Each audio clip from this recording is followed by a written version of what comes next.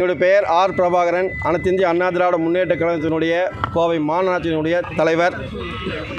இன்றைக்கு கோவை மாநகராட்சியினுடைய மிக மிக அவசர கூட்டம் அப்படின்னு சொல்லி சர்க்குலர் கொடுத்தாங்க. இன்றைக்கி இங்கே பார்த்தா என்ன அவசரம் தெரியல. இந்த மேயருக்கு வேறு எங்கேயாச்சும் ஏதாவது இன்பு சுற்றுலா போகிறதுக்கு வேறு எங்கேயா போகிறக்காக டைம் ஆகிடுச்சு, அவசரமாக கொண்டு எடுத்துகிட்டு போகிற மாதிரி நடத்துகிறாங்க. இல்லை மாநகராட்சி ஆணையாளர் அதான் இந்த மேயர் ஏதாவது புத்தி சொல்லணும். பல முறை நாங்கள் சொல்லியாச்சு. இந்த மேயர் மக்களை பற்றி கவலைப்பட போகிறதே இல்லை. இன்றைக்கி பார்த்தீங்கன்னா இன்றைக்கி வார்டு 26 சிங்கநல்லூர் தொகுதிக்கு உட்பட்ட வார்டு 26 ஏற்கனவே கிட்டத்தட்ட ஒரு 10-15 வருஷத்துக்கு முன்னாடி பார்த்தீங்கன்னா அங்கே ஒரு 2 ஏக்கரால் ஒரு குப்பை கிழங்கு இருக்குங்க, டிரான்ஸ்பர் ஸ்டேஷன் இருக்குதுங்க. அது பத்தாதுன்னு சொல்லிவிட்டு பக்கத்தில் இருக்க சுடுகாட்டை எடுக்கணும், எடுத்து ஒரு 55 சென்ட்டில் புதுசாக டிரான்ஸ்பர் ஸ்டேஷன் பண்ணணும்னு சொல்லி கொண்டு வந்திருக்காங்க. ஆனால் அப்படி கொண்டு வந்த போது பார்த்தீங்கன்னா வேலையை ஆரம்பிக்கும் போது பார்த்தா அங்கே இருக்க பக்கத்தில் பப்ளிக் எல்லாம் பயங்கர அப்ஜெக்ஷனுங்க. அதை அப்படி சொல்லி ஏற்கனவே அசம்பிளி நடக்கும்போது அந்த தொகுதியுடைய சட்டமன்ற உறுப்பினர் KR ஜெயராம் அவர்கள் இது இந்த ஏரியாவுக்கு வேண்டாம், மக்கள் எல்லோரும் இது பண்ணுறாங்கன்னு சொல்லி சொன்னாங்க. அப்போ உள்ளாட்சித்துறை அமைச்சர் நேர் நிறுத்தி வச்சுருவாங்க சபையிலும் சொன்னார்.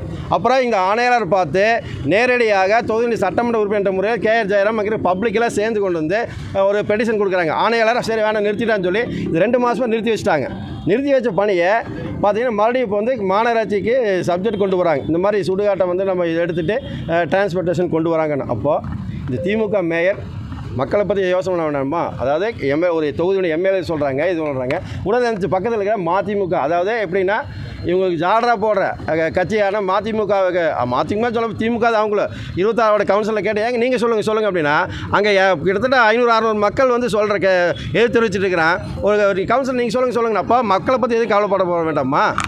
இதுக்குமே நீ சப்ஜெக்டை நிறுத்தி வைங்க. இந்த நேரில் போய் ஆய்வு செஞ்சுட்டு மக்கள்கிட்ட கருத்து கேட்பு நடத்திட்டு நீங்கள் போய் இந்த இதை ஆரம்பிங்க. இந்த ஒரு மாதம் தள்ளி வைங்க சொன்னதுக்கு இந்த மேயர், திமுக மேயர், இந்த கையில் ஆகாத திமுக மேயர், கோவை மாநகராட்சி மக்களை பற்றி கவலைப்படாத இந்த ஃபோட்டோ ஷூட் மேயர், அதாவது டெய்லி எங்கேயாச்சும் போய் ஃபோட்டோ மட்டும் எடுத்துகிட்டு வரவங்களுடைய மக்களை போய் சந்திச்சு ஏதாவது பேட்டி கொடுத்து எங்கேயாச்சும் நீங்கள் பார்த்துருக்கீங்களா? பத்திரிகைகள் நீ நிறைய இங்கே இருக்கீங்க.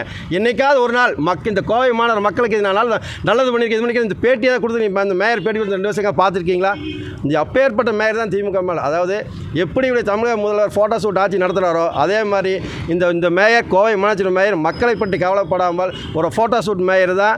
அதே மாதிரி பார்த்தா அந்த 26 வார்டில் மறுபடியும் அந்த இது அங்கே வந்தால் கண்டிப்பாக KR ஜெயராம் MLA தலைமையில் அனைத்து இந்திய அண்ணா திராவிட முன்னேற்ற சார்பாக மாபெரும் ஆர்ப்பாட்டத்தை அங்கே பகுதியில் இருக்கிற மக்களுக்காக கண்டிப்பாக கையில் எடுத்து மக்களுக்கு நல்ல நீதி கிடைக்க கண்டிப்பாக ஏற்பாடு பண்ணுவோம். இந்த திட்டத்தை நிறுத்துவோம்.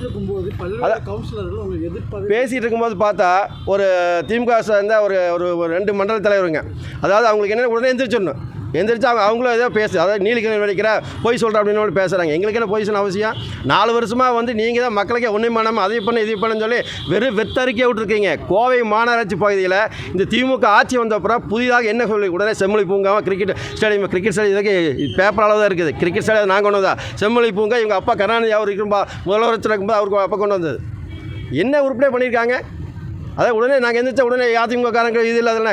அதிமுகக்காரங்க எல்லா SP வேலுமணி மூலிமா அத்தனை ரோடு பாலம் கொண்டு வந்திருக்கா. ஸ்மார்ட் சிட்டி டெவலப் உடனே நீங்கள் ஸ்மார்ட் சிட்டி டெவலப் பண்ண எவ்வளோ அவ்வளோ நல்லா இருந்தது. இன்றைக்கி தாமரை ஆகாயத்தில் நாரி கிடக்குதுங்க, பல கோடி வேஸ்ட்டாக கிடக்குதுங்க.